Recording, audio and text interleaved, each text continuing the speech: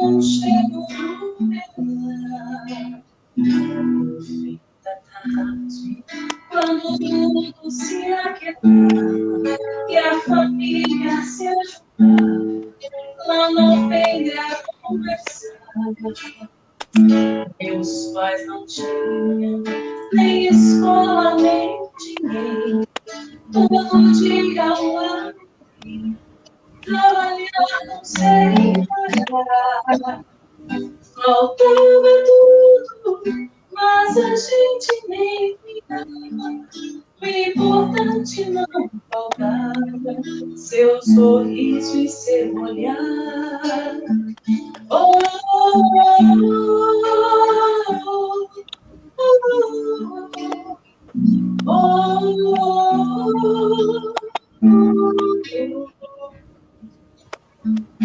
eu muitas vezes vi meu pai chegar cansado, mas aquilo era cansado. Por ele ia falhar. Me perguntava quem fizeres evoluir, e mamãe nos defendia, em tudo aos poucos se ajeitava. O sol se punha e a minha alguém fazia, todo mundo então pedia pro papai cantar pra gente.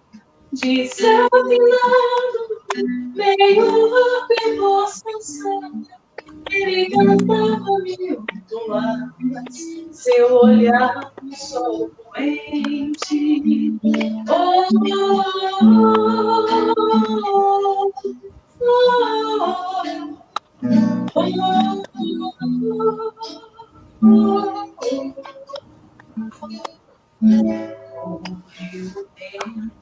e hoje eu vejo a maravilha de se ter uma família.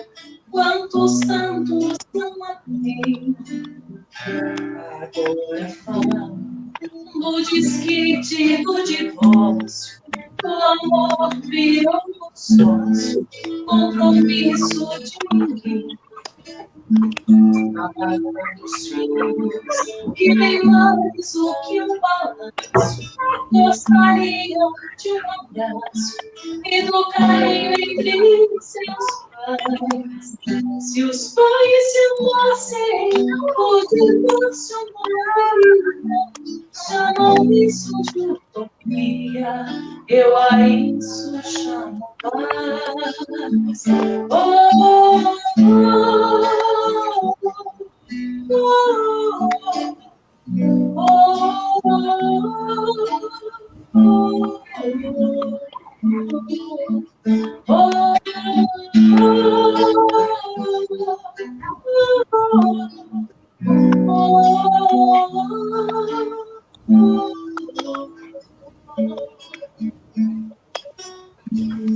Boa noite, irmãos. Sejam bem-vindos a mais uma Hora da Família, da Paróquia São Pedro, Pastoral Familiar. Esse tema que foi escolhido hoje à noite é um tema muito importante para nós na atualidade. Falamos muito em igreja, falamos muito em família. E esse tema que escolhemos para esta noite é pertinente da família como igreja doméstica, que nunca foi tão comentado que nem na atualidade. Para nos ajudar a esclarecer um pouco sobre mais este assunto, nós temos com nós hoje o nosso querido Padre Valdir. Boa noite, Padre, sua bênção. E também nós temos um casal convidado que vai dar o seu depoimento de família, nossos queridos Marcelo e Juliana. Sejam bem-vindos. Obrigada, boa noite. Boa noite. E também da minha esposa, Divânia, a gente vai hoje conversar um pouquinho com vocês. E eu gostaria já de dar as boas-vindas para o Padre, pedindo para que ele nos dê sua bênção, sua boa noite, sua bênção, e a gente comece nossos trabalhos de hoje. Boa noite, Padre, tudo bem? Boa noite. Então, mais uma vez, sejam todos bem-vindos a esta nossa live, então, sobre a igreja doméstica. Então, vamos fazer uma oração inicial, e a oração que eu vou fazer é uma oração que escrevi, né, quando celebramos os 25 anos de implantação do ECC, né, aqui na paróquia São Pedro Apóstolo. Então, esta oração, ela tem como base justamente a Trindade, o Pai, o Filho e o Espírito Santo, e também a Virgem Maria, né, como nosso modelo de cristão, e também porque ela, né, é nossa mãe, a mãe da igreja, ela nos foi dada por Jesus no pé da cruz, né, para que ela pudesse sempre estar conosco em todos os momentos e situações da nossa vida. Então, nesta oração, queremos colocar todas as famílias, né, da nossa cidade e pedir para que realmente Deus possa abençoá-las. Queremos mais uma vez acolher o casal Marcelo, Juliana, também a Maria Clara, né, a filha do casal, que depois então dará o seu testemunho, né, sobre como essa criança, né, ela foi gestada, né, como ela foi acolhida, como a vida, né, ela foi preservada desde a sua concepção, né, até neste momento. Então, quero fazer a nossa oração inicial, então rezando assim: Deus Pai Criador, vós que dissestes, não é bom que o homem esteja só. Abençoai todos os casais para que possam viver em harmonia, colocando tudo em comum, em vista do seu bem humano, em vista do seu bem humano e espiritual, abertos à geração e educação dos filhos, na fé, educando a sua família no amor incondicional. Deus Filho, Redentor, vós nos revelastes que o homem e a mulher, através do matrimônio, já não são dois, mas uma só carne. Renovai a aliança matrimonial de cada casal, para que, unidos espiritualmente por toda a vida, possam viver a sua vocação no Senhor e encontrem nele as graças necessárias para que cada família se torne o santuário da vida e a primeira igreja doméstica.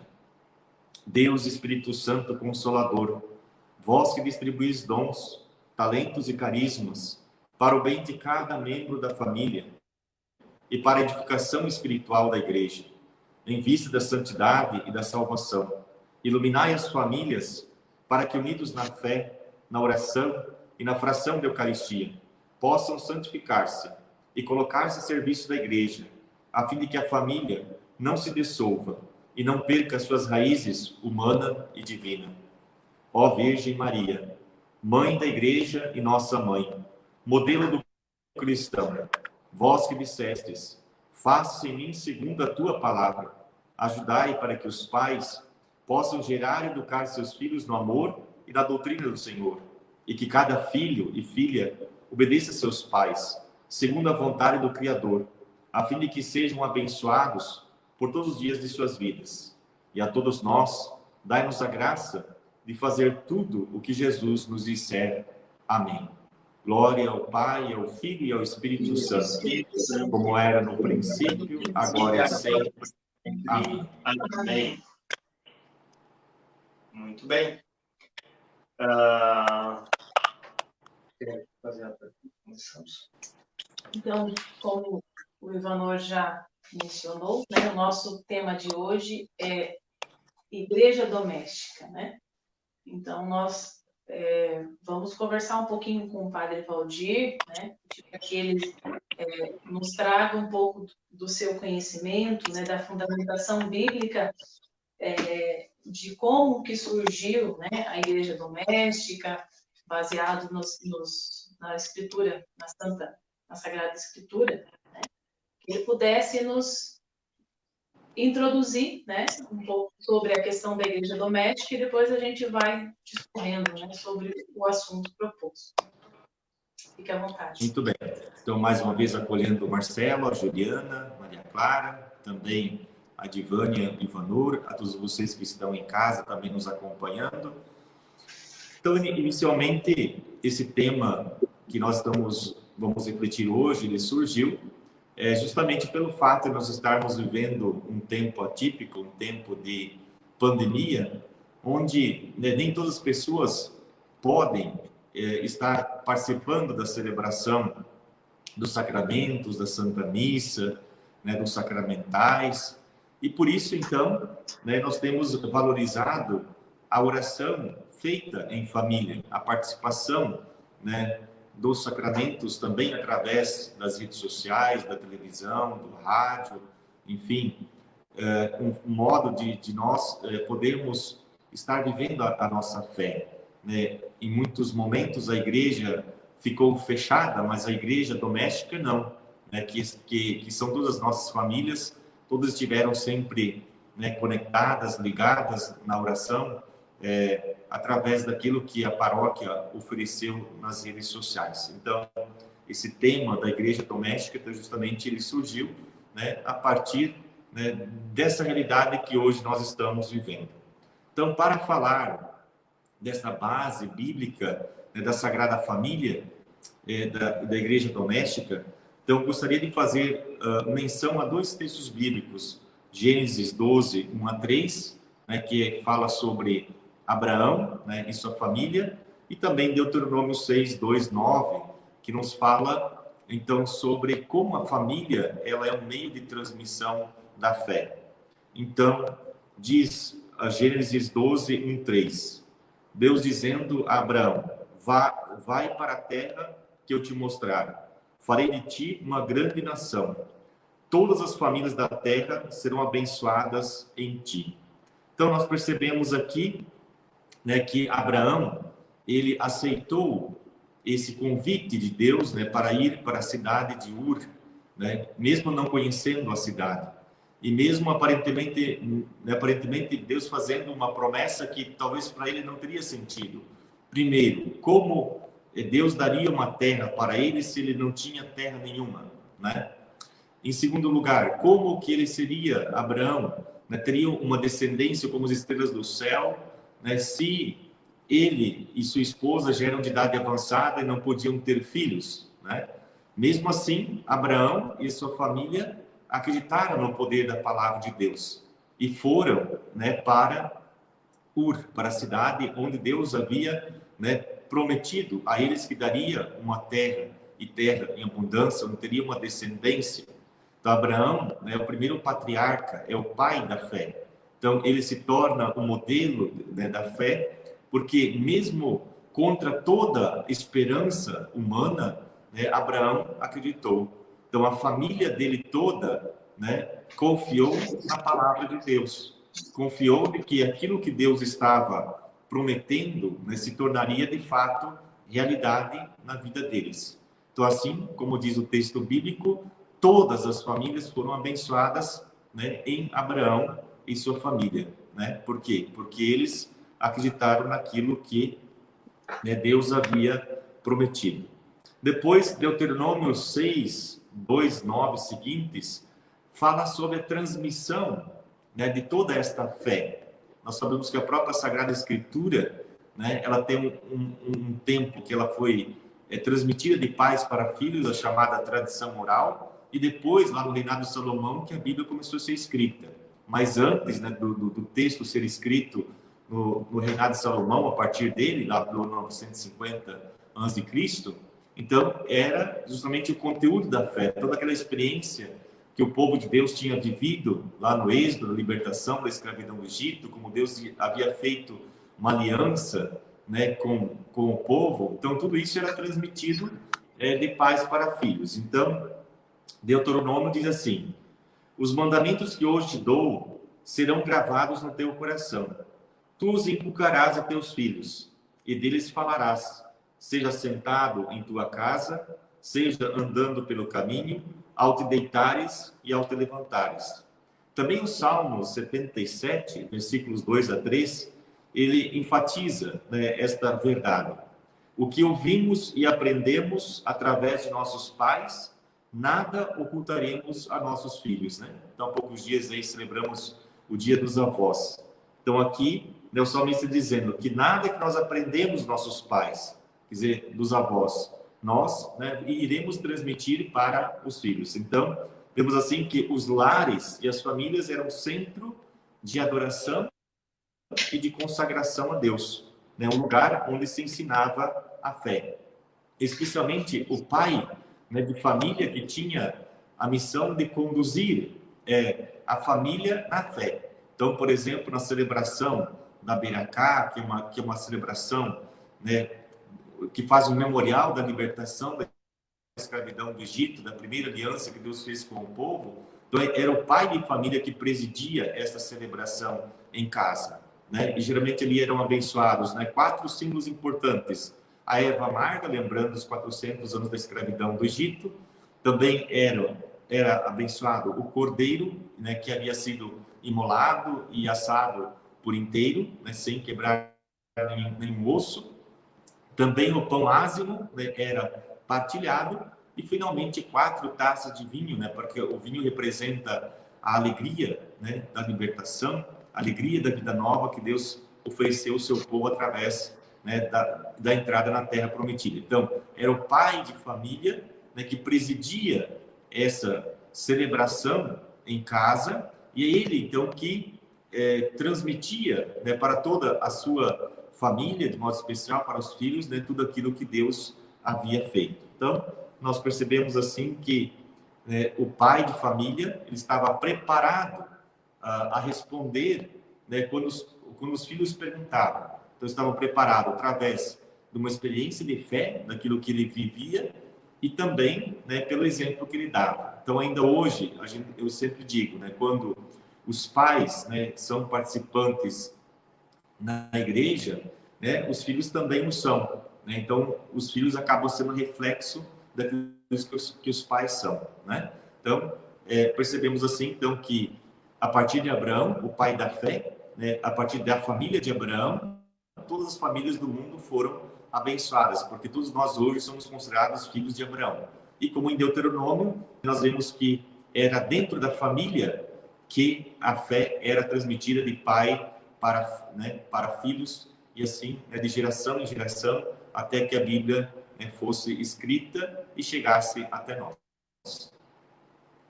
Que bom, né, padre? Nessas leituras a gente vê a importância hoje da família, né? Assim como vem de antigamente, ainda hoje tem essa importância ser família cristã, repassar isso para os filhos, né? É claro que por isso que essa constituição pai, mãe, filhos, a todo momento ela é bombardeada, porque a sociedade talvez ela busque desestruturar isso, mas a gente vê que essa estrutura familiar ela repassa e perpetua para os filhos, né? A importância de uma religião, a importância do coexistir, de educar, dos valores cristãos. Nós como pais, né, como o senhor mesmo falou, já desde lá de Abraão, nós temos que ser exemplos, né, ser os primeiros a praticar essa fé e repassar, né, para os filhos. Então, nós temos uma responsabilidade muito grande, né? E é interessante o senhor falando, né, foi lembrando aqui de uma música que fala justamente isso, né? Famílias do Brasil. Então, um lar onde os pais ainda se amam, onde todos são por um e um por todos, né? Então, que a gente consiga recriar novamente isso dentro das nossas famílias, né? E cultivar isso. Né? Eu vou cantar ela, eu acredito que venha a calhar, o que a gente vem falando, comentando, para a gente poder meditar, né, um pouco da importância dos pais, da família, né, nesse tema, né, na igreja doméstica. Um lar onde os pais ainda se amam e os filhos ainda vivem como irmãos. E venha quem vier encontrar abrigo, e todos têm direito ao mesmo pão, onde todos são por um e um por todos, onde a paz criou raiz se floriu, um lar assim feliz. Seja um sonho das famílias do Brasil, onde todos são uniam por todos, onde a paz criou raízes e floriu, um lar assim feliz. Seja um sonho das famílias do Brasil.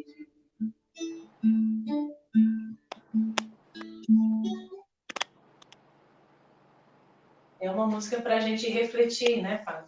Sobre a questão da família, sobre os nossos valores, né? Com certeza. É uma música que leva a cada um de nós a rezarmos, nos leva também a pensar em nossas famílias, né, e valorizar a família. Por isso que nós dizemos que a família, ela é a célula tanto da igreja quanto da sociedade, né? Porque todas as vocações, elas estão na família, né? E também toda a estrutura da sociedade, ela se fundamenta na família. Então, quando a família vai bem, a igreja vai bem, a sociedade vai bem. Então, por isso que a igreja tanto trabalha, né, através da pastoral familiar, essa realidade da família, né, dividindo aí em 3 etapas esse trabalho: o trabalho pré-matrimônio, que é, né, com todas aquelas pessoas que ainda não casaram, né, depois a fase matrimonial, com aqueles que já são casados, e os casos especiais, né, com aquelas vários tipos de família que hoje nós temos. Não temos mais só a família tradicional, pai, mãe e filhos, apesar de ser o ideal, né, daquilo que Deus quer, que realmente a família humana seja exemplo, né, da família de Nazaré, Jesus, Maria e José. Então, o desejo de Deus é que seja assim, mas, né, por várias situações sociais hoje, nós temos outros tipos de família. Então, o que nós precisamos estar evangelizando a todos, né, para que a família, né, de modo geral, ela seja o sustentáculo da igreja e da sociedade. Valdir, vamos aproveitar, já que o senhor fez esse comentário, e fazer o questionamento da Leila Roenkol, acredito que seja. Como o jovem pode cultivar essa igreja doméstica quando está inserido em uma família que não tem as mesmas crenças, tanto por serem de outras religiões, quanto por não ser de religião nenhuma? Como fazer isso sem quebrar a harmonia familiar, arranjando conflitos? Então, Sem arranjar Jesus, ele é o Deus da unidade, né? Ele não é da divisão. Então, a primeira coisa importante é nós sabermos isso. Deus não quer dividir a família, né? Então, o que nós temos que fazer? Temos que dialogar com aquilo que nós temos em comum, né? Por exemplo, o que nós temos em comum, todos nós cristãos, é a fé em Jesus Cristo. Nós temos a Sagrada Escritura, a Palavra de Deus, né, como assim, o sustentáculo de toda a evangelização, né? Porque a igreja ela se fundamenta num tripé: magistério, tradição, né, e palavra de Deus para ensinar. Então, nós temos que procurar, dentro de uma família, quando há pessoas, né, de 2 religiões, 3 religiões, então procurarmos aquilo que nós temos em comum, né, que é a nossa fé em Jesus Cristo. Não querer dialogar a partir das diferenças, ou querer impor as diferenças, né, para as outras pessoas. Então, é importante nós dialogarmos com aquilo que nós temos em comum, né, sabendo que temos que amar a Deus sobre todas as coisas, e de fato colocar a Deus acima de tudo, né? Então, acredito que é dessa forma o jovem ele vai conseguir edificar uma família, né, que seja de acordo com a vontade de Deus, né? Dialogando para que haja unidade, para que o jovem seja aquele motivo de unidade, não de divisão, não criar mais divisão, mas que ele possa ajudar a família dele, né, a se unir. Então, eu vejo que é dessa forma que nós vamos alcançar, né, a superação das diferenças, né? Então, uniformidade significa todo mundo ser igualzinho, né? Então, a igreja não é uniforme. A igreja, ela é diversa em dons, talentos, carismas e vocações. Então, nessa diversidade, nós temos que ter um foco, né, comum, que é o nosso temor a Deus, né, sobre todas as coisas, procurar servi-lo em tudo aquilo que nós fazemos. Ok. Voltando um pouquinho, né, sobre a questão da importância, né, da igreja doméstica e do surgimento, né? O senhor poderia contar um pouquinho para nós como que a importância do Pentecostes no nascimento da igreja doméstica, né? Qual a relação do Pentecostes no nascimento da igreja doméstica? Então, assim, nós temos, né, nós temos aí 2 testamentos da Sagrada Escritura, né? A primeira aliança, que tem como base principal a saída da escravidão do Egito e entrar na Terra Prometida, né? Então, em torno dessa realidade é que se fundamenta né, o Antigo Testamento. É a primeira Páscoa, né, que foi celebrada. Depois a segunda e definitiva Páscoa, ela foi celebrada, né, por Jesus Cristo, né? Inclusive nas palavras da consagração, ele vai dizer: tomai todos e bebeis teu cálice da nova eterna aliança que é derramado por vós e por todos, né, para a remissão dos pecados. Então, a partir da vinda do Espírito Santo, que Deus Pai, Deus Filho enviam, né, sobre os apóstolos da Virgem Maria, que estavam reunidos no cenáculo, é que nasce a igreja. E, se nós formos olhar também, essa igreja, ela nasce nas casas, né, porque a igreja, né, católica, cristã, né, ela era perseguida até o ano 313. E a primeira igreja, né, que foi começada a construir foi só lá pelo ano 390 com Teodósio. Antes disso, né, toda a vida cristã ela era nas casas, a chamada Domus Ecclesiae, ou seja, a casa-igreja, né, onde os cristãos adaptavam uma casa para poder celebrar, né, os sacramentos. Também gostaria, então, de, por exemplo, lembrar aqui Atos dos Apóstolos, capítulo 2, versículo 2, que faz essa narrativa, né, da vinda de Pentecostes, da vinda do Espírito Santo sobre os apóstolos da Virgem Maria, e nós vamos perceber que fala também que o Espírito Santo foi derramado sobre eles que estavam reunidos numa casa, né? Porque o nosso tema de hoje é igreja doméstica, quer dizer, a igreja nas casas, né?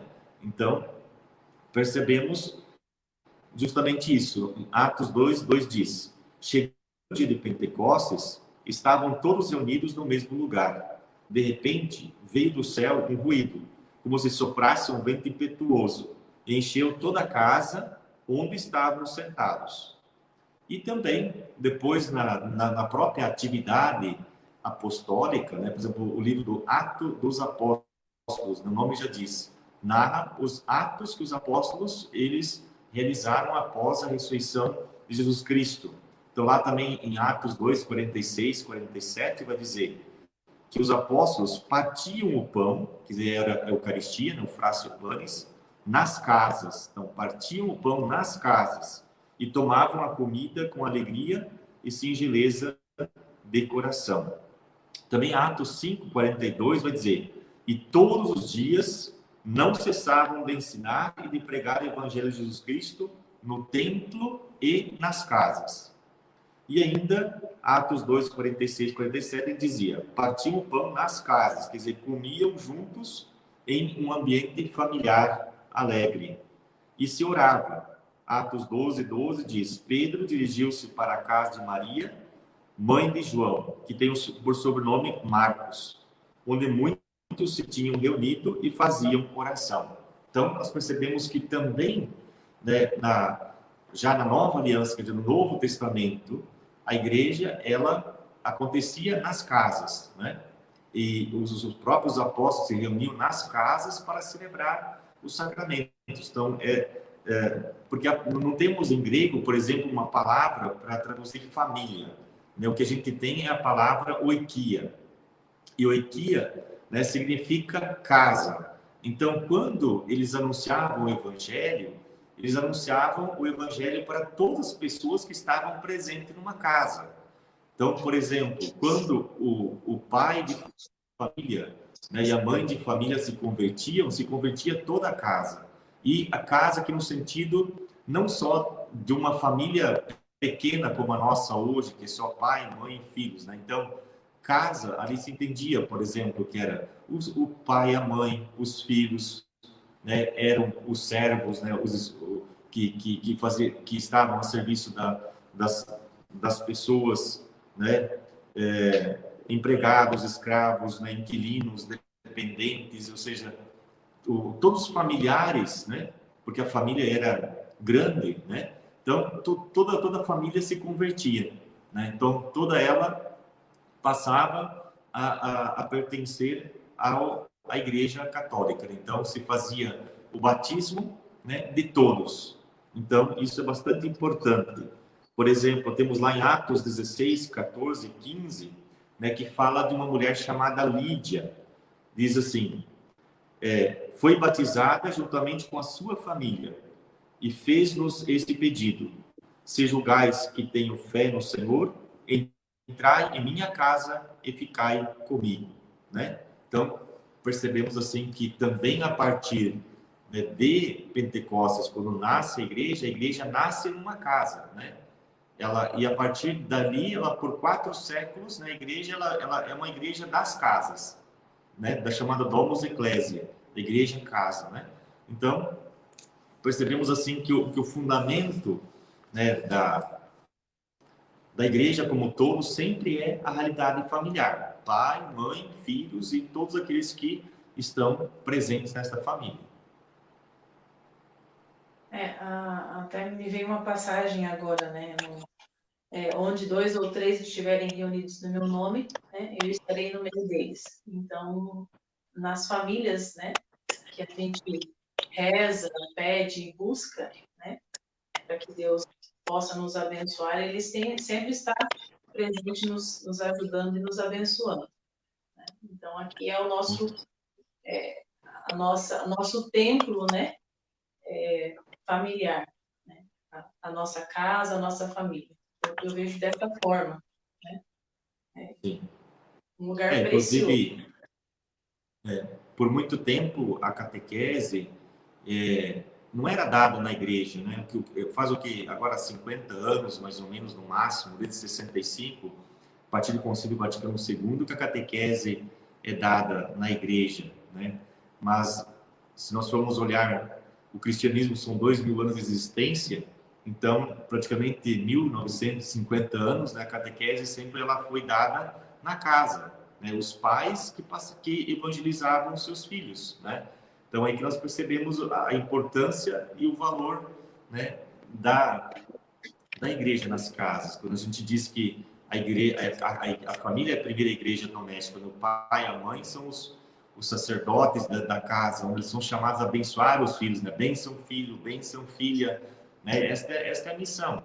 Então, o pai e a mãe não é amaldiçoar os filhos, mas é abençoá-los, né? Porque eles têm autoridade de Deus sobre os seus filhos, né?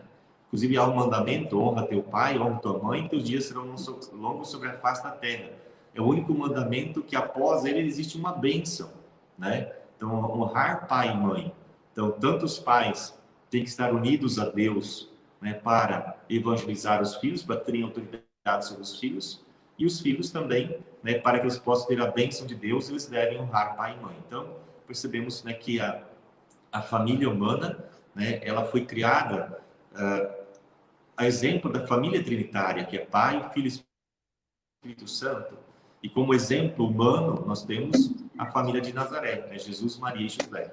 Então, que foi também, né, a família que foi a fonte de bênção, né, para toda a humanidade. Se nós formos olhar, né, toda a família, ela é abençoada, né, a partir da família de Nazaré. Então, Deus se fez carne, ser humano, numa família, né, porque Ele quis valorizar a família.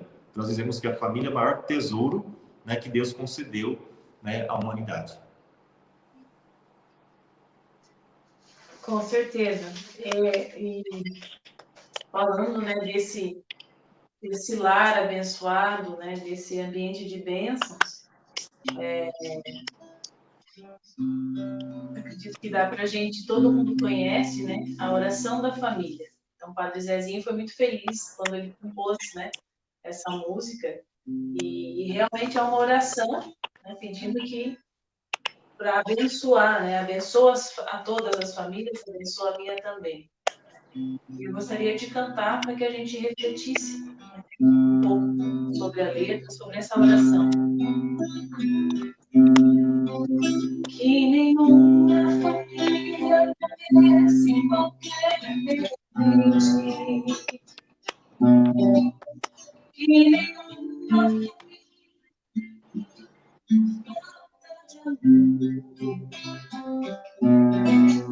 que o casal seja um para o outro de corpo e de mente. E que nada separe o sonhador. Que nenhuma família se abrigue debaixo da ponte. Que ninguém na vida dos dois. Que ninguém nos obrigue a viver sem nenhum horizonte. Que eles ficam de som de um depois. Que a família comece e termine sabendo de mar. E que o homem carregue nos ombros a graça de um pai. Que a mulher seja um céu de ternura, conchego e amor. E que os filhos conheçam a força que brota do amor. Abençoa, Senhor, as famílias, amém. Abençoa, Senhor, a minha também. Abençoa, Senhor, as famílias, amém. Abençoa, Senhor, a minha também.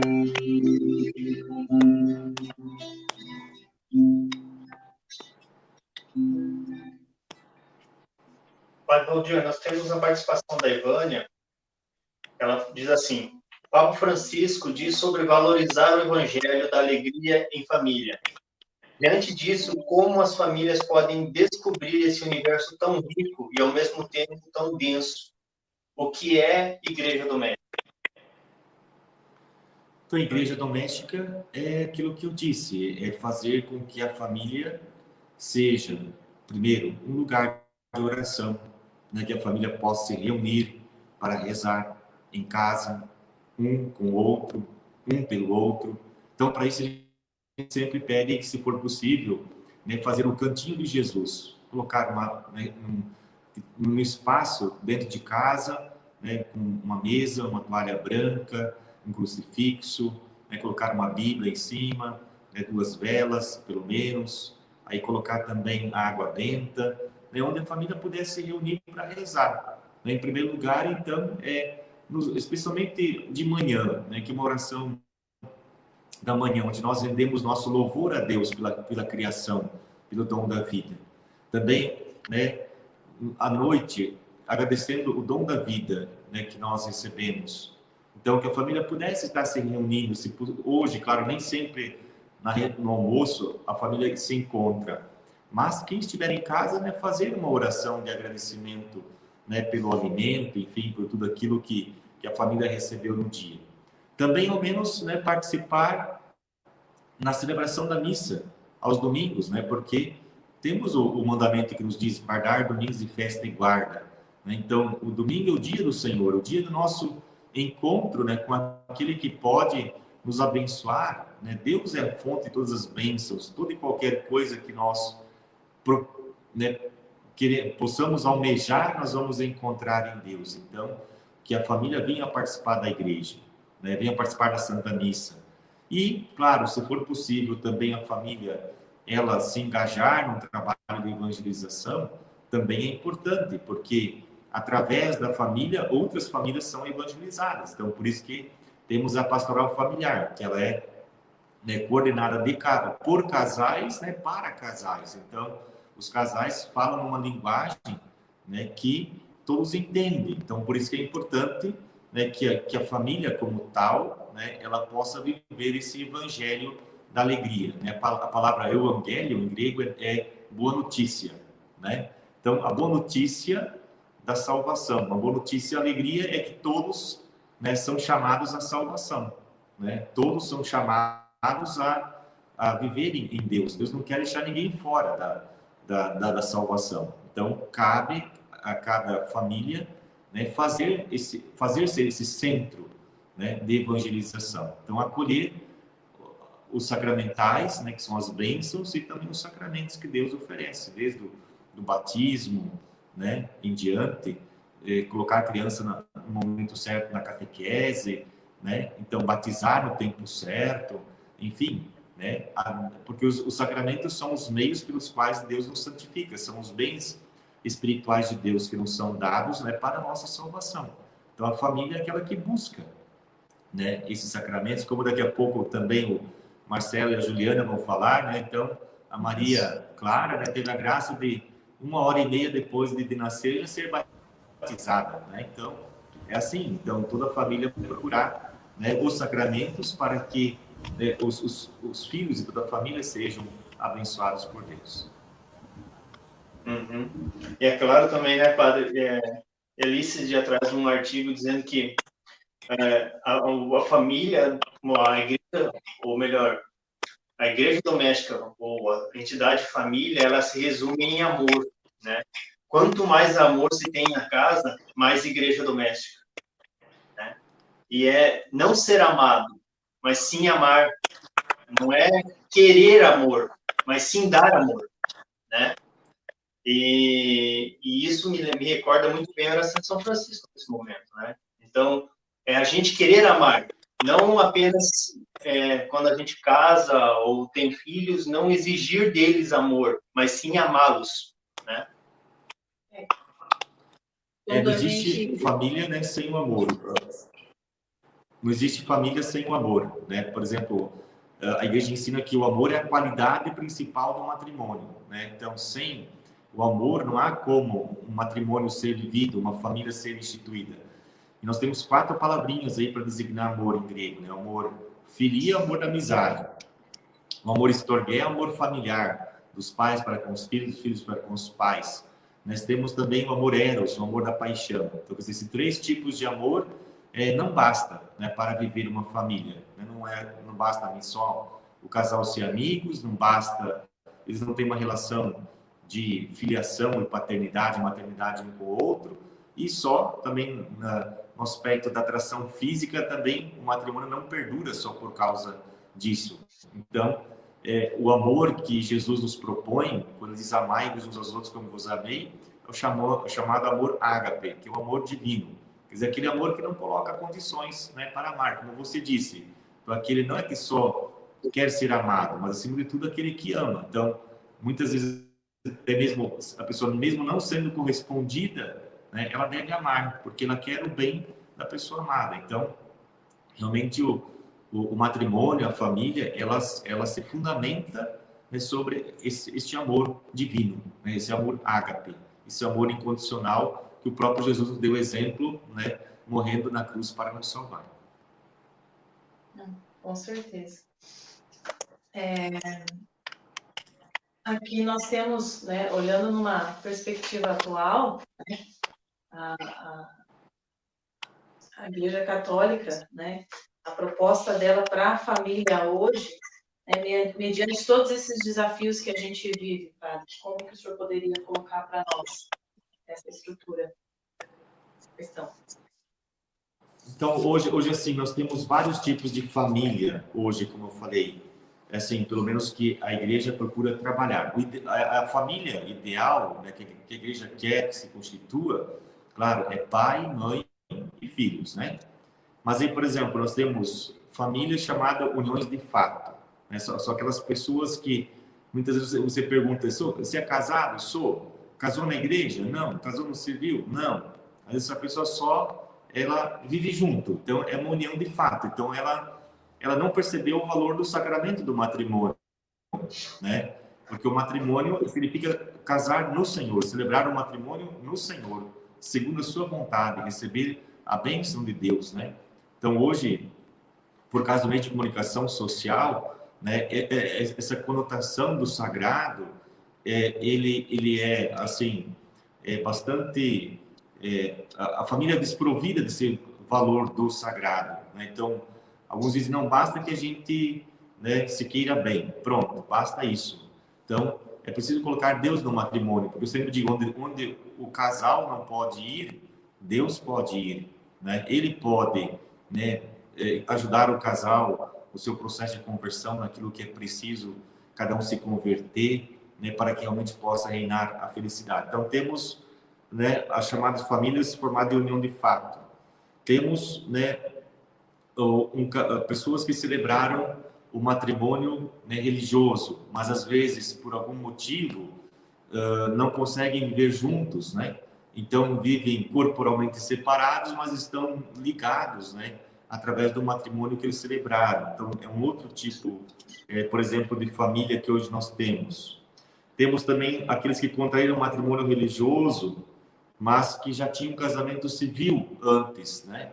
Então a igreja se preocupa, né, por exemplo, com essa esposa que enquanto no casamento civil, como é que ela ficou, se tiver filhos da primeira união, né, que eles não estejam abandonados, não estejam esquecidos, né, assim, em todas as dimensões, necessidades humanas e espirituais. Então é um tipo de família que hoje, né, a sociedade nos apresenta.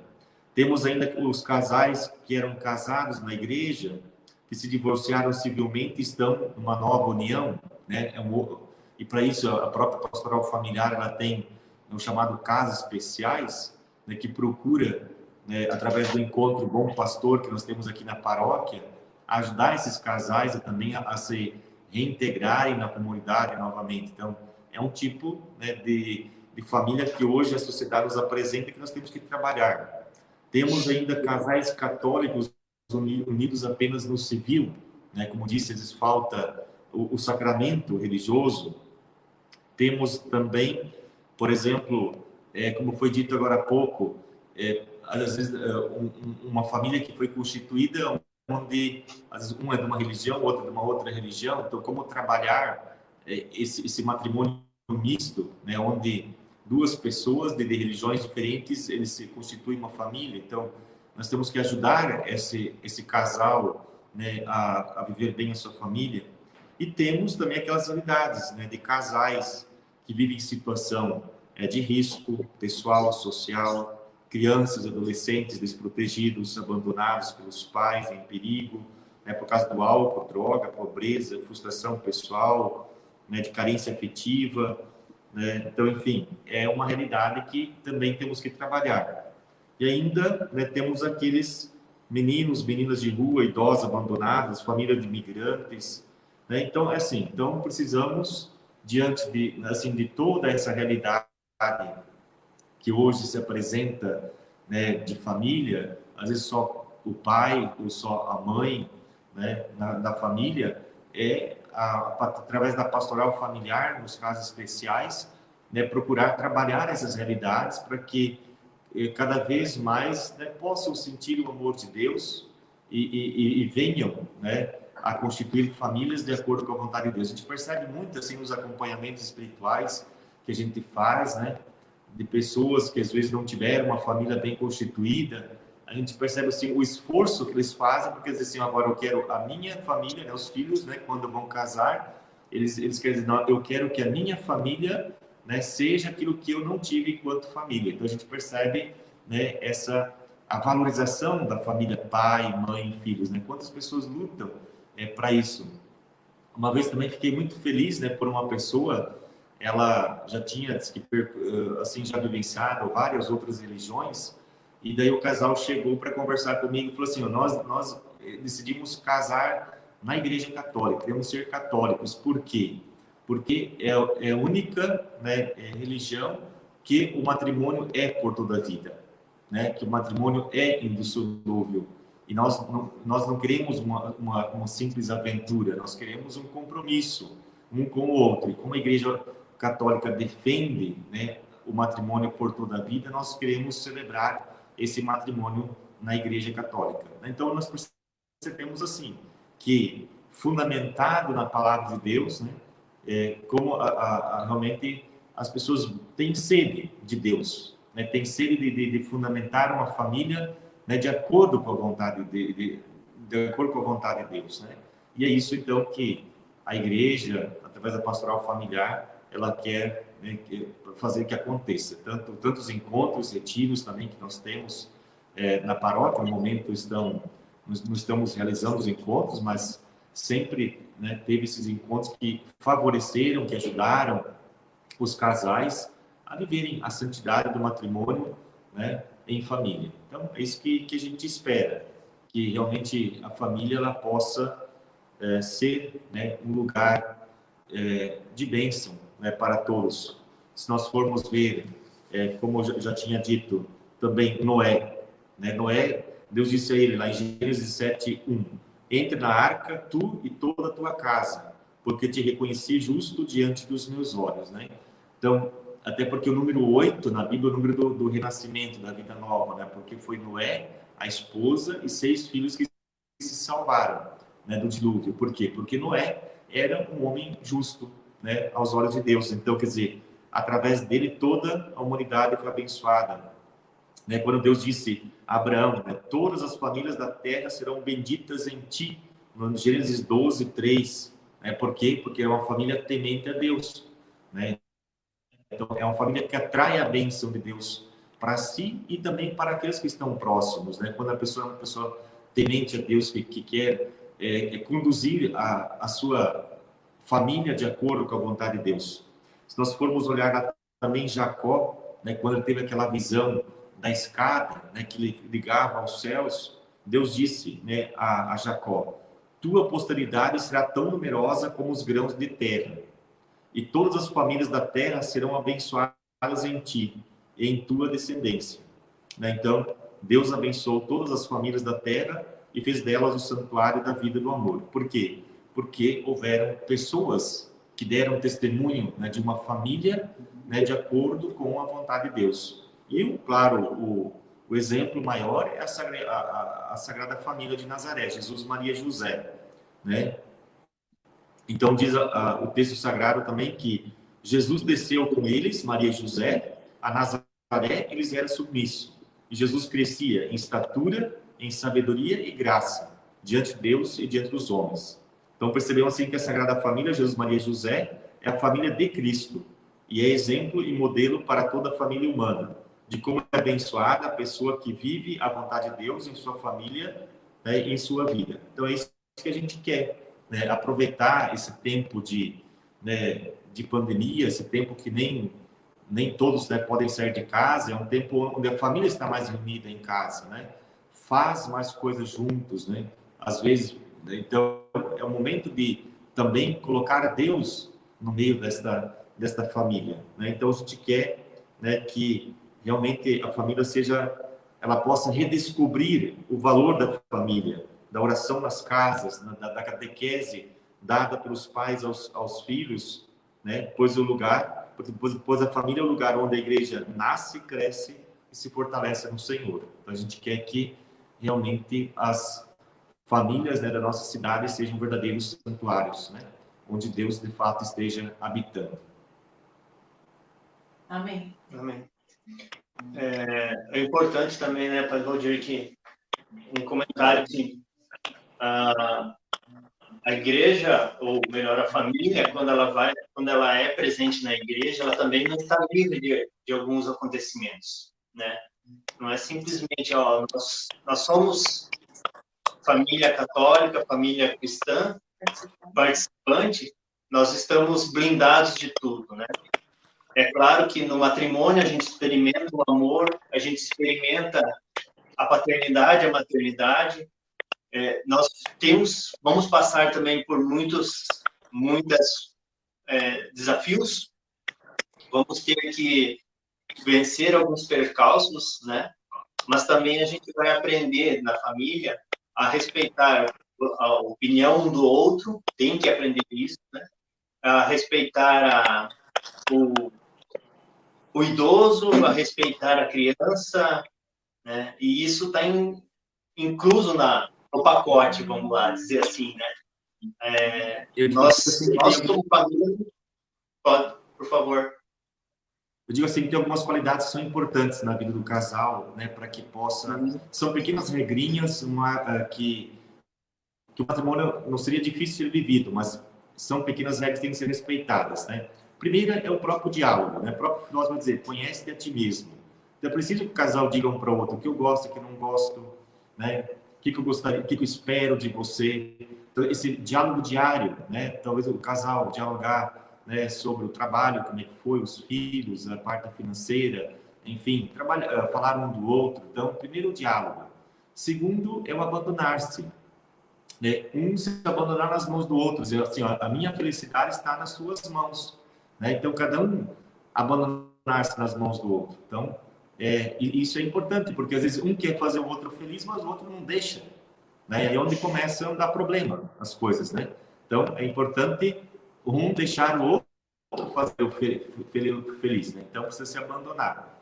Outra coisa que eu vejo que é importante é que o casal saiba que o outro não é uma pessoa perfeita, pronta. Né?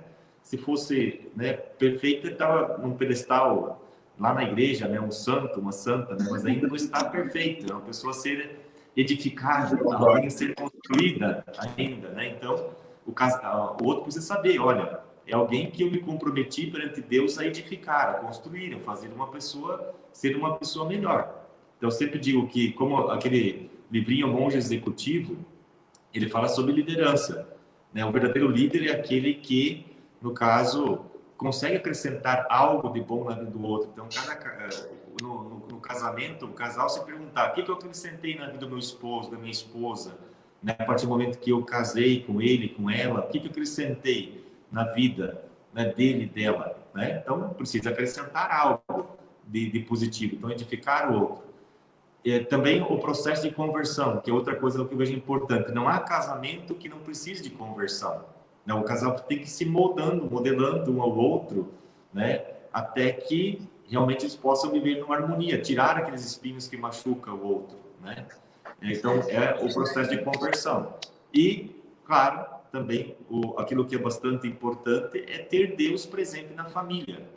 Como eu disse antes, onde o casal não pode ir, Deus pode ir. Né?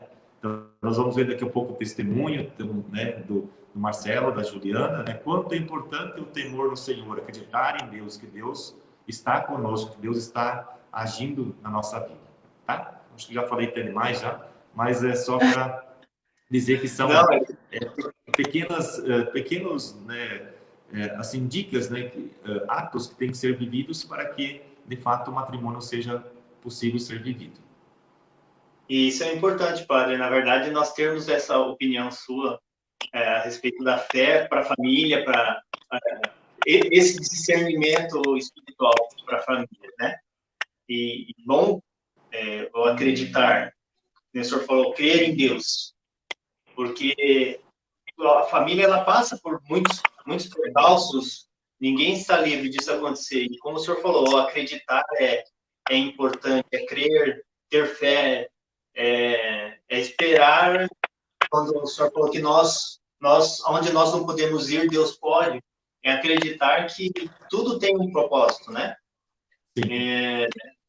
Vamos fazer o canto antes ou deixar o testemunho? Vamos fazer o canto, padre, e daí entramos com o testemunho da Juliana e Marcelo, pode ser? Sim, estamos ansiosos em ouvi-los.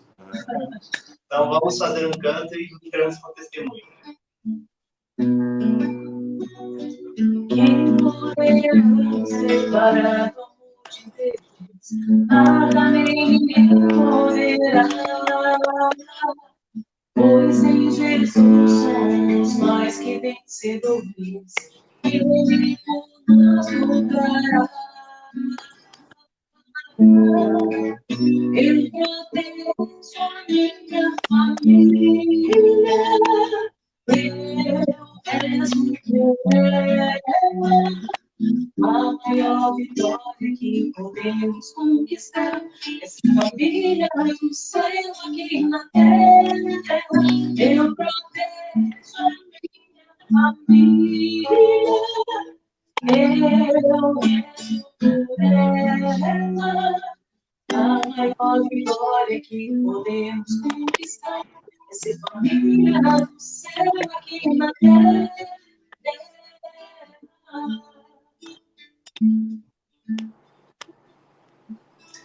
Então, essa música vem complementar, né, tudo que a gente já veio falando. E nós gostaríamos agora que os nossos, né, casal convidado, Marcela, a Juliana, né, e a Maria Clara, pudesse complementar, né, dar o seu testemunho de fé, de família, para todos nós, né, para engrandecer aí o nosso tema sobre a Igreja Doméstica. Fiquem à vontade, a palavra está com vocês. Boa noite a todos. Boa noite. Boa noite. Primeiramente, gostaria de agradecer pela oportunidade, agradecer ao Padre Valdir. É uma honra para a gente compartilhar a história da nossa filha. Então, mais uma vez, muito obrigada. Nós que agradecemos. Nós, os dois, né, eu e o Marcelo, nós somos de Minas. Na verdade, em termos de família, aqui no Mato Grosso é somente eu, ele e agora a Maria Clara. A nossa família é de Minas. E a gente passou por uma situação que, quer queira, quer não, nos aproximou muito, muito, muito mais de Deus. A Maria Clara, ela é nossa primeira filha, nossa única filha, e, porém, ela é a minha terceira gestação. Eu tive 2 abortos espontâneos, iniciais, nas gravidezes anteriores, e sendo que o segundo deles foi pouco tempo antes de eu engravidar dela. E eu cheguei a falar para o meu esposo, a gente já estava repensando, na verdade, né, a questão da maternidade, da paternidade, porque foi muito doloroso para a gente ter tido essas 2 perdas, e eu não queria passar por isso mais uma vez. Mas eu lembro como se fosse hoje que ele falou para a gente ter calma, que Deus daria nosso filho, né, que a gente tanto sonhava.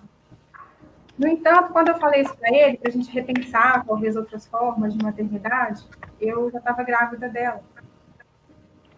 E foi uma surpresa para a gente, assim, muito grande, foi uma felicidade muito grande, porque a gente desejava muito essa menina. E os 2 abortos que eu tive antes dela foram devido eu ter a trombofilia, né, que é um problema de coagulação sanguínea, e para segurar o bebê precisa usar um anticoagulante durante toda a gestação. Então, assim que a gente descobriu o positivo, a gente já iniciou com o tratamento. Eu descobri a gravidez dela bem cedo, e estava indo tudo muito bem, né? Muito feliz. Com 9 semanas, 9 para 10 semanas, nós descobrimos que era uma menininha, né? Através daquele exame de sexagem fetal. E tudo estava indo muito feliz, nosso coração transbordando de felicidade, até a gente chegar no examezinho de translucência nucal, que se faz com 12 semanas de gestação. E eu tinha um pouco de medo, porque desde o dia que a gente descobriu a gravidez, eu sentia muito cólica. Então, devido aos abortos anteriores, eu passei a gravidez toda em repouso absoluto. E toda vez que eu sentia muita cólica, a gente ia fazer ultrassom, ouvia um coraçãozinho, voltava para casa, olha, está tudo bem. E a nossa preocupação maior, né, era chegar lá e não ouvir o coraçãozinho dela. Então, no dia desse exame da translucência, quando a gente chegou lá, a gente acha que esqueceu, sabe? E era um exame muito importante para verificar possíveis problemas. A gente tanto eu quanto a Marcela, a gente foi focado em ouvir o coração dela. Então, quando a gente ouviu o coraçãozinho bater, a gente deu aquela respirada, e aí foi quando né, nós tivemos a notícia que algo não estava tão bom como deveria. E de lá para cá, ali iniciava, né, uma longa jornada, iniciava um árduo caminho. A gente saiu esse dia com a suspeita de 3 possíveis síndromes, né? Nós fomos informados nesse dia por uma médica com muito carinho, com muito respeito, né, que tinha uma alteraçãozinha ali no exame, que a gente precisaria investigar. E a partir daí a gente teve que passar por especialistas, fazer novos exames, e até a gente descobrir, com 13 para 14 semanas, chegou o resultado do exame, que a nossa bebezinha, ela tinha a trissomia do cromossomo 13, que é a síndrome de Patal. E essa síndrome, a gente nunca tinha ouvido falar, então a primeira coisa que a gente fez foi pesquisar no Google, e a gente quase caiu para trás, né, de desespero, porque a gente só lia coisas negativas, incompatível com a vida. 95% dos bebês diagnosticados com a síndrome de Patal morrem intraútero, né, não chega a nascer vivo, e os outros 5%, se nascerem vivos, morrem horas depois do parto, semanas ou até meses. A maioria, né, dentro das estatísticas, falece antes de completar um ano.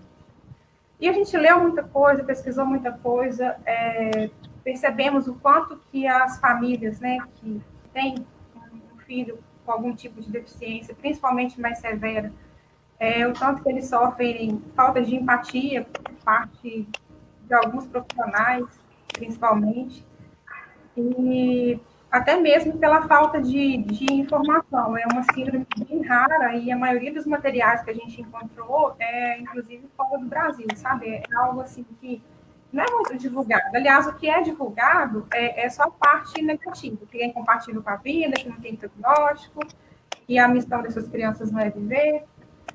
E a gente entrou em desespero ali naquele momento, né?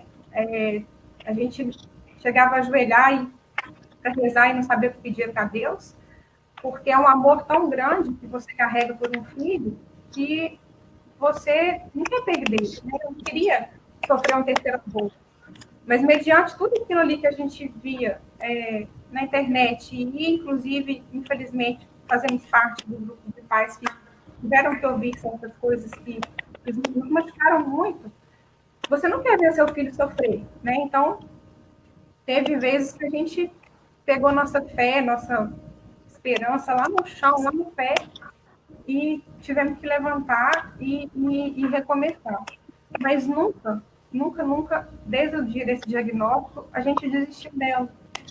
E a partir desse dia, né, que a gente teve essa suspeita que ela teria essa síndrome, todos os dias, meu esposo, ele rezava com as mãos na minha barriga, agradecendo a Deus pela vida dela, por ter nos dado ela na forma que fosse, que a gente iria honrar essa confiança de Deus e dela ter nos escolhido até o fim, onde a gente pudesse ir enquanto ser humano, enquanto pai, enquanto mãe.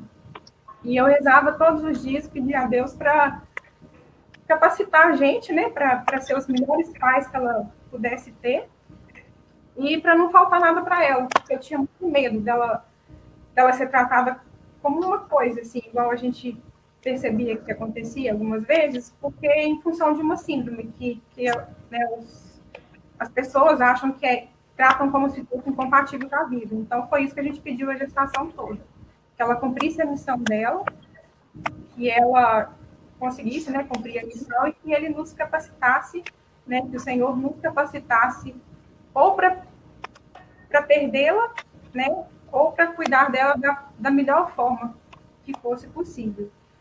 E aí foram caminhos muito longos.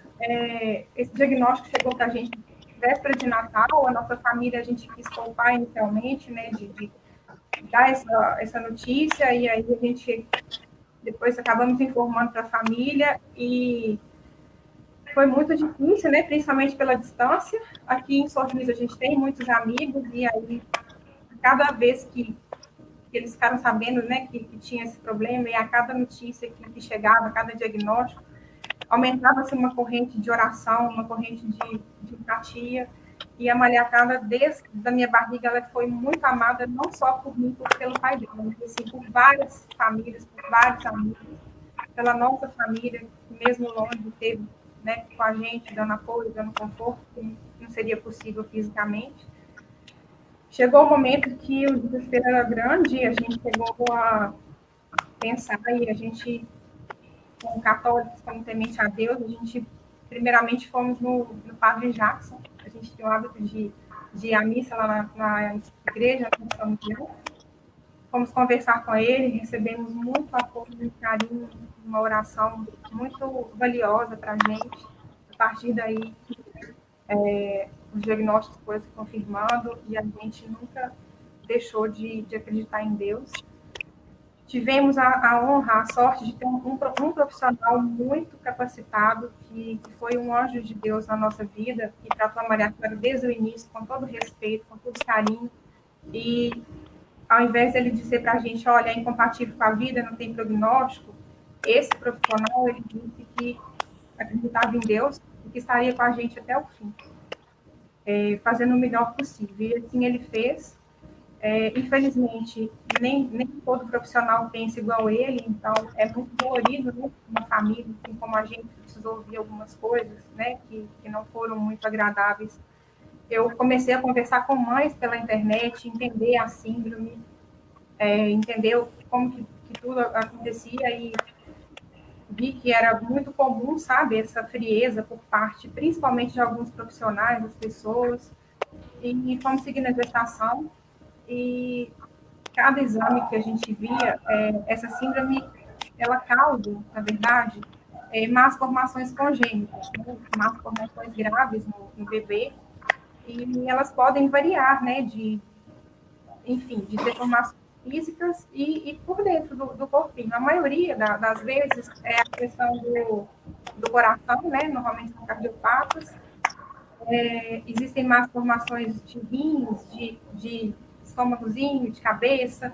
No caso da nossa filha, ela tem uma alteração no cerebelo, né, a parte aqui do vértice cerebelar, ausência de vértice cerebelar, que é essa parte aqui de trás da cabecinha. Isso foi visto desde os ultrassons. Ela tem uma alteraçãozinha em uma das orelhas física, mas é como se a orelhinha fosse coladinha. Um dedinho do pé veio uma alteraçãozinha dupla. E por dentro do corpinho dela, além da cabecinha, é o coração, né? Ela tem duas cardiopatias graves, mas quando eu estava grávida e foram feitos os exames, parecia que era muito, muito mais grave, né? E era muito mais grave. Então, a gente tinha um diagnóstico que quando o bebê nascesse, ele estava bem, né, dentro do meu útero, e é como se estivesse dentro de uma UTI, dentro da minha barriga. E quando o bebê nascesse, é como se desligasse essa UTI e ela não teria, provavelmente, necessidade de prosseguir. E sim, a mãe está bombeando o coração, sem a mãe estar fazendo o processo do corpinho dela. Então, isso, para um pai, para uma mãe, é muito difícil, né? Dentro de uma situação que você sonhou, que você planejou, que você amou incondicionalmente, a gente não queria perder nossa filha, mas estávamos ali dispostos a fazer o melhor possível até onde chegasse o nosso limite. Foi onde a gente procurou o padre Valdir, porque dentro de tudo que foi possível a gente fazer por ela, foi feito, né, em termos de exame, em termos de tudo, né, de roupinha, né, muito embora eu cheguei a ouvir, mãe, não faça enxoval, mãe, não faça quartinho, né, o bebê não tem prognóstico, mas dentro do que a gente pode, em termos de que a gente faria, né, por outro bebê, né, eu fui para a maternidade com a malinha dela, com as roupinhas, inclusive algumas eu fiz com todo carinho. A gente fez foto de gestante, nós conversávamos com ela todos os dias na minha barriga, e a gente queria muito que ela tivesse, né, um nascimento respeitoso, e que, inclusive, a gente não abriria mão do batismo dela.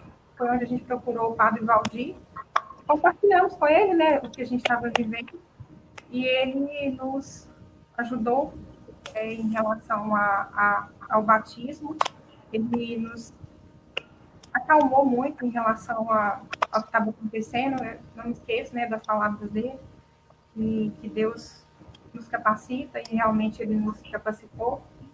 Antes, lá no início, é difícil ouvir.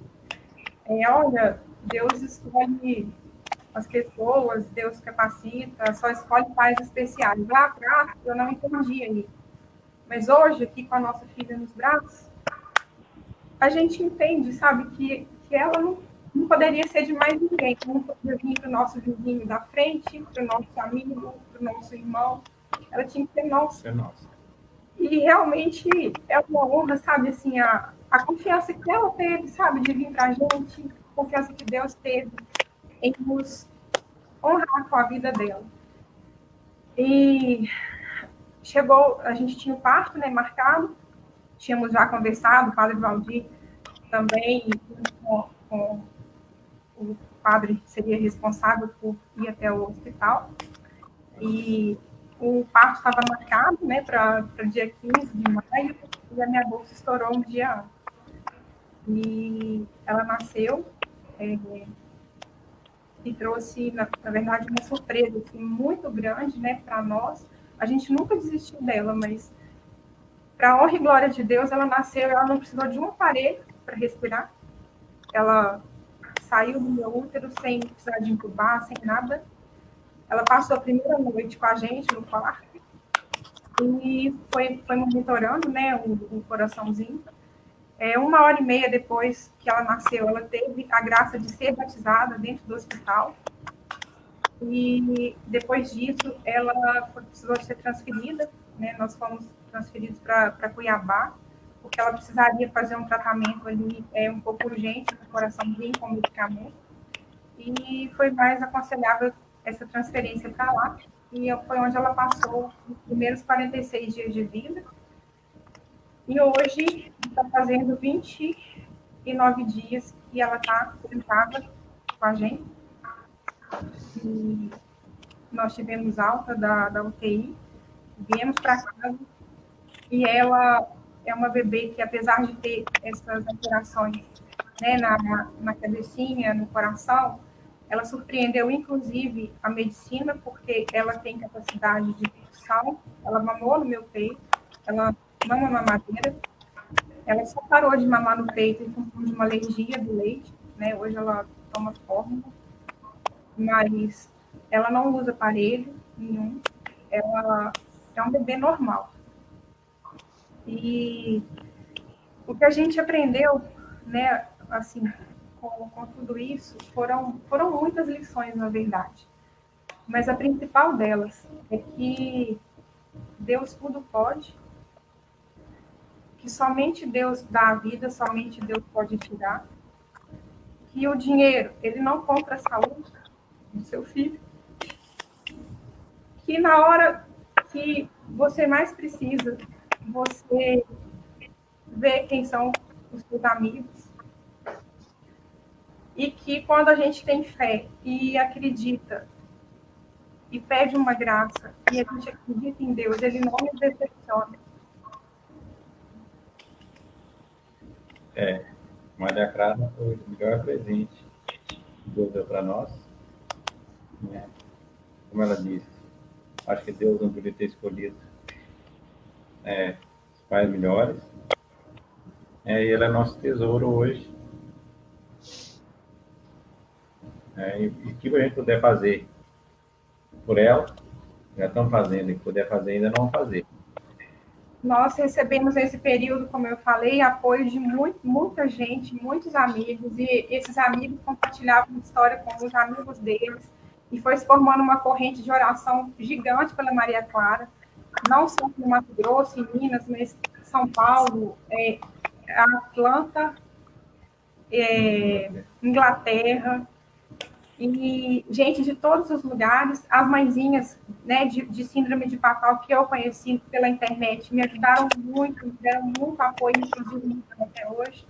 E o nome dessa menina está em oração de muita gente. E nós somos muito gratos a Deus por ter enviado, sim, né, a situação, mas por ter nos capacitado e enviado pessoas tão abençoadas, né, por a gente ter encontrado pessoas tão abençoadas e nos deram força. E uma outra coisa também que eu acho que é lição, sabe, assim, não só para a gente. Eu estava conversando, inclusive, com uma das amigas que nos ajudaram, né, nesse período, e ela falou para mim dessa forma: Juju, a Clarinha, ela veio com uma missão não só para você e para o Marcelo, ela veio como lição para várias pessoas, para todos que acompanharam a história e para todos que estão próximos de vocês fisicamente ou não. Porque ela é uma menina que veio, nasceu a gestação toda conturbada, e ela nasceu em plena pandemia. Né? E a gente está vendo aí como está triste a situação, né? Não só do nosso país, mas aí do mundo. E quando a gente ouviu, né, que ela não tinha prognóstico, que a missão dela não é viver, hoje a gente se pergunta, né, quem é o homem para falar, né? Se a pessoa vai viver ou não. A gente tem um exemplo dessa pandemia. Ela nasceu no meio de uma pandemia, condenada, né, com uma síndrome, entre aspas, que tratam como incompatível com a vida. E, em paralelo a essa situação de pandemia, que a pessoa pode ter saúde, pode estar vendendo saúde, pode estar aqui do nosso lado hoje, e amanhã não está mais, não só na pandemia, né, assim, a nossa vida. Mas ela veio bem nesse momento, assim, para reflexão mesmo, que a hora da gente deixar esse plano, quem define é Deus, né? Que quem é o homem para definir isso? E agora a gente vive cada dia, um passo cada vez. Cada dia é um dia que a gente tem ela, né? Se Deus quiser, vão ter por muitos e muitos anos. Nós não sabemos, né, a hora que de ninguém, né? Ninguém sabe, mas a gente não sabe por quanto tempo nós vamos ter a nossa filha, mas o tempo que ela viver, a gente vai honrar a vida dela e vai agradecer todos os dias a Deus por nos ter dado essa oportunidade, essa possibilidade. E agradecer, porque realmente ela é vista por nós, né? Eu, o pai dela, nossa família, nossos amigos, e todo mundo que soube da história, como que foi, a que eu falei de forma mais resumida, ela é um milagre de Deus na nossa vida. Não só na nossa, mas como de todos que acompanharam conosco a história dela. Em nome da igreja, nós queremos agradecer a vocês, porque desde o início vocês optaram pela vida, né? Como você mesmo testemunhou, muitas vezes vocês tiveram sugestões de médicos que vocês abortassem, que vocês não deixassem essa vida dar continuidade. Como você disse, chegaram a afirmar que ela seria incompatível com a vida, né? Que não haveria como ela viver. Então, mesmo contra toda a esperança, né, como Abraão, né, mesmo não vendo uma luz, né, no final do túnel, né, vocês confiaram em Deus e vocês confiaram que Ele é o Senhor da vida. Né? E, então, a gente quer agradecer em nome da igreja por esse belo testemunho que vocês nos dão, né, de que, de fato, o viver e o morrer, né, pertence ao Senhor. Né? Que, como a igreja diz, a vida deve ser nascer de modo natural e morrer de modo natural. Então, deixar que Deus possa agir, porque Deus pode fazer maravilhas, né? Então, realmente, queremos agradecer a vocês por serem pessoas de fé, né? Vocês fizeram isso porque são pessoas tementes a Deus e, né, pedir que Deus os capacite, os ilumine, os abençoe, para que vocês possam viver esta paternidade, essa maternidade, da melhor maneira possível, e que ela, né, seja um exemplo aí também para tantas outras crianças. Então, que a Maria Clara seja para vocês um sinal de bênção, né? Então, acredito que para isso também a Divânia vai, né, nos iluminar aí com uma música, né, para que a gente possa, então, agradecer a Deus, né, por todas as famílias, de modo especial também pela vossa família. Muito obrigada. Muito obrigado. Eu que agradeço. Vê na força do amor que tudo pode mudar. Ama tua família, o amor não vencerá. Como foi feliz a Santa Família de Nazaré. A tua também será, se tiveres fé. Jesus, Maria e José, minha família, vossa é. Jesus, Maria e José, minha família, vossa é.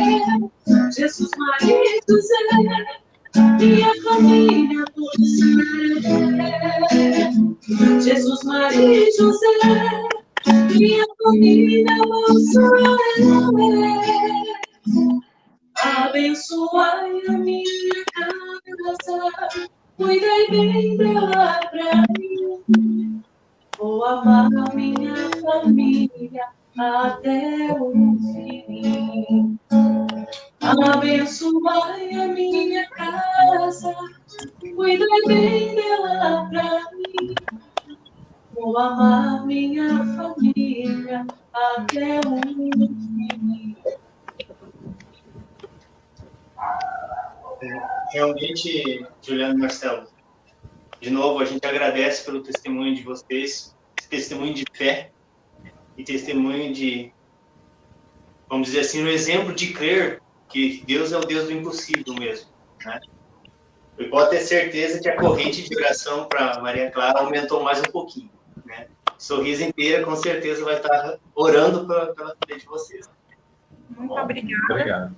E uma das coisas que eu gostaria só de complementar, né, para aproveitar o tema do nosso encontro de hoje, é o tanto que o que aconteceu com a gente nos aproximou de Deus. Porque, é bem como o padre disse, assim, a questão do, né, conjugal, um precisa complementar o outro, e a situação que a gente passou, ela poderia ter sido o contrário, poderia ter nos afastado. E a partir do momento que Deus entrou na história, isso nos uniu, nos fortaleceu, né? Isso, como eu disse, passou a fazer parte assim de um plano de Deus mesmo para a nossa vida, mas assim, além de nos unir mais, nos fortaleceu, e não só nós, mas como todos aqui que estão à nossa volta acompanhando a história dela. Então, Deus usa às vezes a situação e talvez, assim, né, é complicado, uma família que tem um filho saudável, pode virar para o nosso coitado desses pais. Hoje, eu vejo assim, o tanto que a gente é abençoado e o tanto que ela é especial, e o tanto que a gente se orgulha, sabe, de ser pai e mãe dessa menina. Então, para complementar, né, o que o padre falou, a importância mesmo de Deus na nossa casa, né, da igreja doméstica, porque sem Deus isso não teria sido possível, não. Amém. Amém. Amém. Amém. Que bom. Realmente nós estouramos o nosso tempo, Padre Valdir. Temos bastantes comentários, bastante pessoas participando. O senhor teria alguma mensagem final para nós? Algum comentário final aí para complementar a nossa live de hoje? Eu só gostaria de, mais uma vez, convidar todas as famílias, né, que aproveitem esse tempo também que, né, vocês estão mais em casa, que nós estamos mais em casa, né, que possamos estreitar os nossos laços de fé, que possamos ter momentos para oração, né, para que Deus, né, possa fortalecer a família, então que estejamos mais em oração, que acompanhem também quem não pode sair de casa, acompanhem pelas redes sociais a transmissão da celebração da Santa Missa, todo dia às 19 horas, né? E no domingo às 8 horas da manhã também através da Rádio Sorriso. Então que cada um, né, possa fazer da sua família uma igreja, né? Faça o cantinho de Jesus, um lugar de oração, né? E que a partir, né, da Sagrada Escritura cada um possa iluminar, né, a família de vocês para que ela se torne aquilo que Deus espera, né, que seja o santuário da vida, né, que seja um lugar de oração, que seja um lugar também onde as pessoas se ajudam mutuamente a serem melhores a cada dia. Amém. Amém. Padre Valdir, eu gostaria de convidar o senhor para fazer a oração final para nós, deixa para nós a sua oração, e daí a gente encerra a live com um canto que a Edivane vai cantar para nós. Pode ser? Então, convido a todos a rezarmos então a oração do Pai Nosso, né, que é a oração onde nós, inclusive, chamamos Deus de Pai, né, de Pai Nosso, não é só Pai meu, mas é Pai Nosso, Pai de todos nós. E ao chamarmos Deus de Pai Nosso, também nós também nos dizemos que somos irmãos e irmãs uns dos outros, que fazemos parte da família de Deus, que é a igreja. Eu gosto de uma expressão do Papa São João Paulo II, que ele disse que a igreja é a família daqueles que não têm família, né? Então, todos nós somos irmãos e irmãs na fé uns dos outros. Então, vamos rezar esta oração que Cristo nos ensinou. Pai nosso, que estais nos céus, santificado seja o vosso nome, venha a nós o vosso reino, seja feita a vossa vontade, assim na terra como no céu. O pão nosso de cada dia nos dai hoje, perdoai-nos as nossas ofensas, assim como nós perdoamos a quem nos tem ofendido, e não nos deixeis cair em tentação, mas livrai-nos do mal. Amém. O Senhor esteja convosco, Ele está no meio de nós. Deus os abençoe e Deus os guarde. Amém. Ele vos mostre a sua face e compareça de vós. Amém. Volva para vós o seu olhar e vos dê a sua paz. Que a bênção de Deus Todo-Poderoso lhe sobre cada um de vós e todas as nossas famílias. Em nome do Pai, do Filho e do Espírito Santo. Amém. Louvado seja o nosso Jesus Cristo, para sempre seja louvado. Então, encerramos com o canto da Edvânia. Muito obrigado pela participação, Padre Valdir. Muito obrigado pela participação, Juliana e Marcela. E a todos também que acompanharam nós, né? E também que pelo testemunho da Juliana e Marcela e a participação do Padre Valdir. Muito obrigada. Obrigado. Os presentes que o Senhor já te deu, tua família é um dos mais importantes tesouros, planos do amor de Deus. E por mais que difícil estiver, nem vezes nem desistir, não abandones a tua família, precisa de ti. Dos presentes que o Senhor já te deu, tua família é um dos mais importantes tesouros, planos do amor de Deus. E por mais que difícil estiver, nem vezes nem desistir, não abandones a tua família, precisa de ti. Pela força do amor que tudo pode mudar. A tua família não pode vencer. Como foi a realização da família de Nazaré. A tua felicidade Jesus, Maria e José, minha família possa ver. Jesus, Maria e José, minha família possa ver. Jesus, Maria e José, minha família possa ver. Jesus, Maria e José, minha família possa ver. Abençoe a minha casa, cuide da pra mim. Vou amar minha família até o fim.